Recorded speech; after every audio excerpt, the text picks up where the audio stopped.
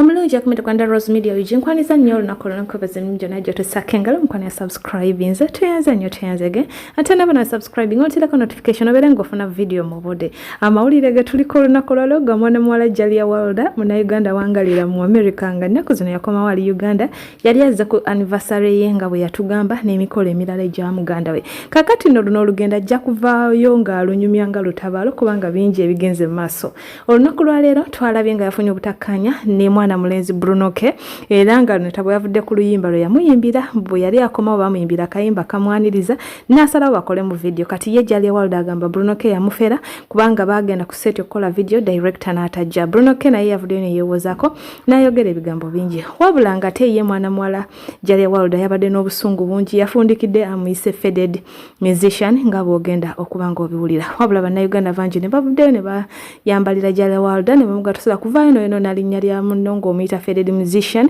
ate nga ababbeeyi abayimbi bakulema ate ng'obadde olimba nti ssente zo waawaayo nnyingi kumba obukadde 280 buba butono nnyo okukola video genda kubanga obiraba nga bannayuganda ab'enjawulo bwe bamusabudde left and right akati nateera Jalia walda ono yavaayo n'abeera ne interviews ez'enjawulo ne ba YouTubers ab'enjawulo kati nga yogera ebigambo bingi abaana ne bamusabula kubanga bagamba yeeswaza yeeyogerako ebintu bingi ebimu nga byali tebisaanidde nga bo bannayuganda bamu bwe bagamba naye mu bigambo byayogera yavaayo n'ayogera ne ku nsonga ya Mukunja omanyi ono yamuyambako gye buvuddeko era nga yagamba nti yamufeera ate yali mulwadde yalimba nti mulwadde naye ku luno Mukunja yavuddeyo ne yeewozaako nga bw'ogenda okubanga obiraba ng'agamba nti ye ezo ssente z'agamba nti yamuwa obukadde 17 si tufu waba anoonya abafeera atandikira mu famire ye kubanga ye yafuna miliyoni 3 of which miliyoni 1.5 yazizaayo akakasiza nti ye baganda be tebamuwa ssente ezo era ayogedde ebintu bingi wabula ebyama bingi bivuddeyo kubanga ne Bruno K naye yavuddeyo n'ayogera ebyama n'amugamba nti wano bwe yali amutwala ku mwasuze mutyayi wa Farida yamwegayirirayo bingi nga bw'ogenda okubanga obiraba ne bannayuganda bangi bye boogedde ku nsonga eno kambi kuteera ebyo nanga bwe bigenza obeere ng'obeera mukwano mukama omulungi akunkumire beera bulungi bye. Someone and the person who sang the song were like, you know what, I think you should shoot a music video. He's like, yes, that's a good idea. We come here, we have a meeting for the video shoot. We pay for the music video. He comes with a guy. We meet with the guy asks for all the money. We give him all the money, even the costume fee, everything. And we were supposed to shoot on Wednesday of this week. The guy didn't show up. They didn't show up. Nebanziba. Baba de group ya Bruno K. Nebatuba. Uganda bulishimu. Uganda is not. Uganda is not for the weak. Baba tebanzibye. Omuntu yakona mu music, eh? When you see someone ga yakona mu music, it's not that really music is bad. It's because baina gatimaga biba siru banyaga. I'm telling you. But what did I know the nonsense byayogera mazima ebintu ebitali? Eh? Why would I give you money in full amounts? No bargain. I even buy for you clothes zogendo kwambala ku video shoot. Everything. Eh? And then you turn out no gamba. Eh? No gamba boy didn't show up. Eh? He was there on set. He came with all the equipment plus everything you paid for. And we shot the video, by the way, without you because you refused to be in the video. You said guy azere tinze sibya ayagala mbivuddemu nobody waste my time. We shot the video, we went ahead and shot it. So what are you saying? What are you saying that that they stole your money? I pleaded, I said on behalf of the director, and even the director himself said sorry to you. He said sorry. He kept begging you. He kept begging you. So this thing of saying that I stole your money, how? Bana mubere fair, Bana Uganda. Mubere fair. I wasn't supposed to even address this on live because Jalia is my family. She's like my sister, Jalia. You enyonyi yakuleka Jalia. The whole TV they didn't. If you saw whoever saw Mwasuze Mutia that day, we shot Mwasuze Mutia was shot It was a pre-recorded show ya Jalia. It was pre-recorded and it was playing on Monday. Because Jalia came late. So I reminded Jalia nemujukiza woba gwe nayo wasobola ennyonyi n'ekuleka. But Farida, nga Farida teyakunyigira. Nga Farida teyakunyigira when you came late and she waited for you live. Live on the set, seated. Farida sat on the set waiting for you. You didn't show up ennyonyi yakuleka. I explained to her nemwegaira nemugaba bino ebintu bibaawo. It's the same thing I asked you nekugamba omulenzi atuuse late, but let's shoot. Always be considerate. Nze sirabanga mugagga mukopi nga Jalia. Bannange Jalia oli mukopi. Oli mukopi. Ate oyagala okulaga abantu nti oli mugagga. Ate oyagala okulaga abantu nti olina omutima omugabi. Ate oyagala okulaga abantu nti olina omutima omuyambi. Naye nga you are just pretending. Obusente bwo bukuluma. Naye tubadde tusaba mukyalo obusente bwo bwesigalize. Kubanga bannayuganda tetukulidde ku ssente zo, tetulya ku ssente zo, tetwambala ku ssente zo. Gojja kulowooza nti wagaggawalira Uganda yonna. Kubanga ofuukidde abantu obuzibu. Twasooka kulaba ku Mukunja ne tulowooza Mukunja alabika ye mubi. Tugenza okulaba ogenze ku pressure. Ne tugamba oba pressure ye mubi. Ne tugenda okulaba ogenze ku Betty. Ne tugamba oba Betty ye mubi. Wono oli ku Bruno.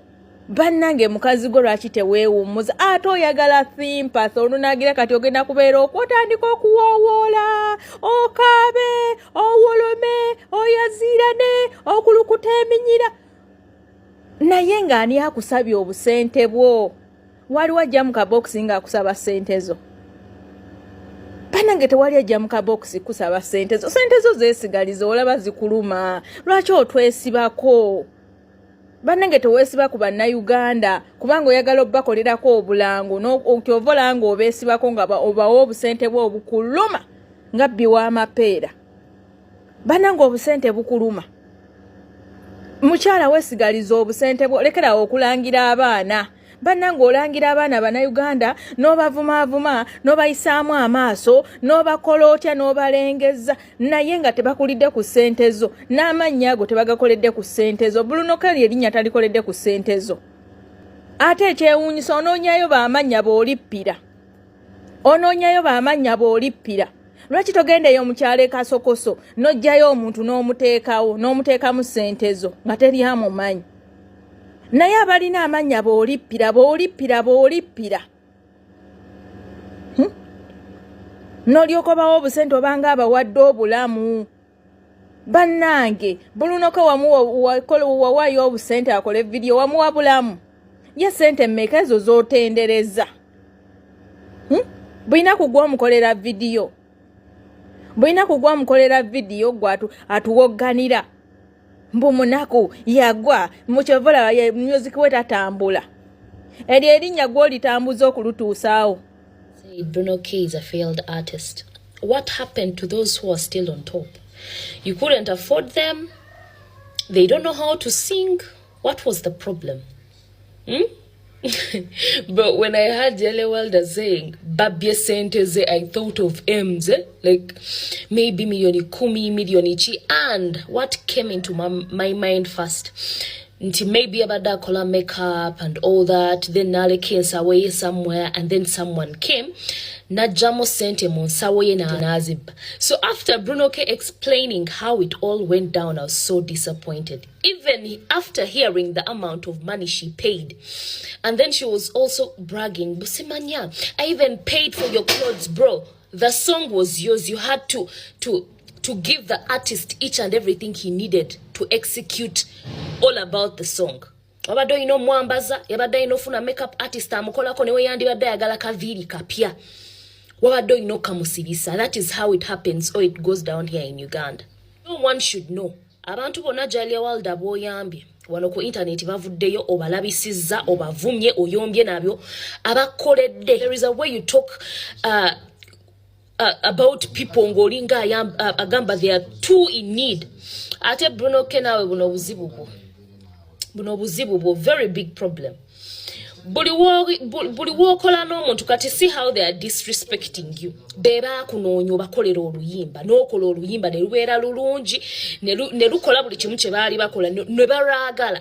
If at all you kept each and everything professional, this all wouldn't have happened because omuntu ajja tunulira repetition y'omuyimbi atunulire consequences zivaamu naye because you're calling them family they think they have the right maybe here and there omanya abantu abalina sente si bantu you would want to keep the connection so that bakuwaayo 10 2 akamu obutaano but at the end of the day if only wategeera obulungi bwa talent yo n'oburespectinga no making a strictly business this all wouldn't have happened then nawulidde simanya this atalu guy nga Jalia ali ku live saying nsobola n'okujjanka kube shia atala naye mwewadde eddembe okubaani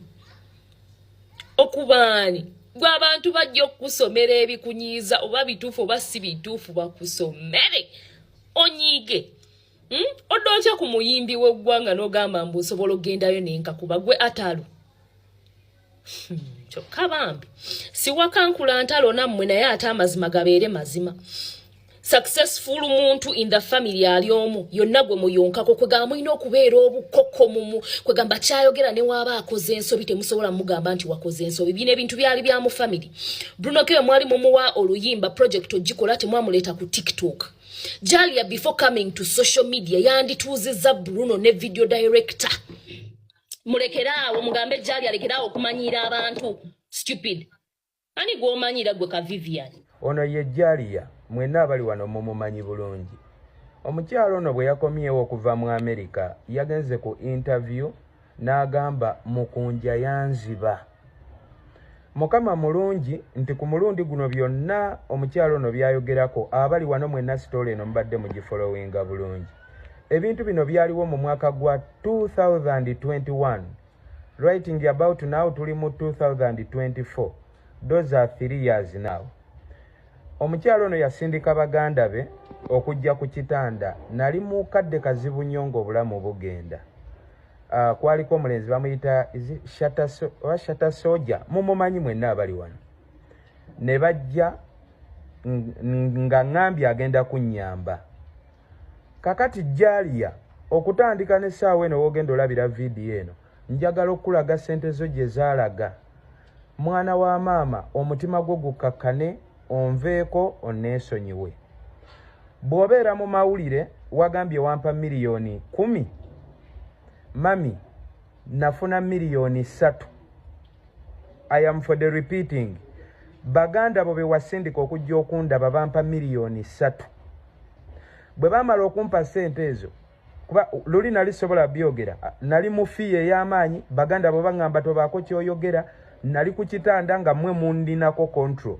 nga musobola okukola ekintu kyonna ne mujjawo n'obulamu bwange saayagala swaza famire yo saayagala bino byonna byogera gwalemezaamu kati kankugamba amazima okakkane bwe bamala okumpa miliyoni ezo 3 watabuka n'ovaayo n'oyomba nga Mukunja n'otavaayo yadde okuneebaza wanfeze mu bulumi obw'ekitalo nga nkwetondedde ogaanye okunsonyiwa nakwata miliyoni 1.5 kuba mu ddwaliro twali twakawaayo mu kitundu natetenkanya nga wensobola nenfuna miliyoni 1.5 nenjija mpaka wammwe gye wazimbira maama weeyo kalina natuuka mu kikomera kyammwe nendeeta miliyoni 1.5 nagiwa maama wo kati essaawa eno Jalia nga tonnayita mwana wa munno yenna nti mufere obufere bwo tandikira ku famire yo starting with your mother oyo omukyalo omunene omumpimpi gwazi omumanyi saa kunyonyola maama wo gwateka saa ebimu bigenda mu 5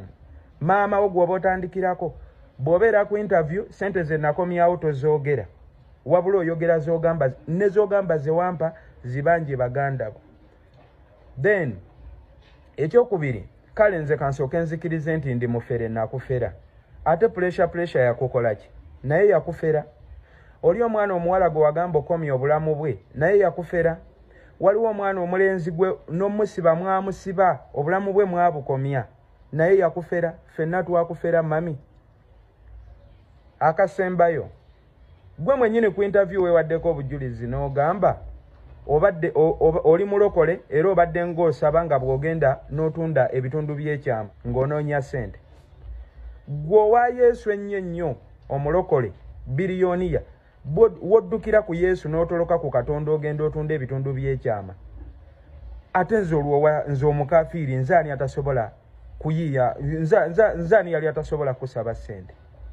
Please Jalia, ky'onoonyaamu nkimanyi, onoonya kimu bukyenkuvume, naye nze Jalia sigenda kuvuma kivumo na kimu. Olw'ensonga ne miliyoni 3 ze mwampa nali sizirina, nali mukadde kazibu ng'obulamu bugenda. Sigenda vaayo yadde olunaku n'olumu era sivangayo okwo ne ŋŋamba Jalia toddamu kola eti. Sigenda kuvuma ng'ebyo bye mwevuma ne pressure. Ngenda sigala nkwetondera obulamu bwange bwonna nti nsonyiwa we nakusobya. Sente nazikomyawo, kati ky'oba mmanja eri miliyoni 1.5. Essaawa eno siri bulungi, naye ngenda noonya miliyoni 1.5 nga wensobola Jalia. Wonna Mukama waba agimpadde, nayo ngireete ngikuwe. Wonna abatoliyo ngiwe maama wo neera.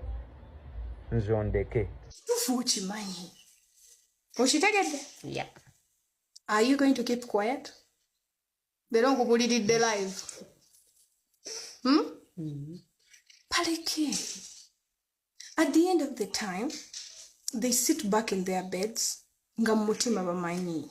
Oshitegedde? So leave the negative people to be. Okay? Yeah. Thank you. We're gonna check on. Promise? I promise.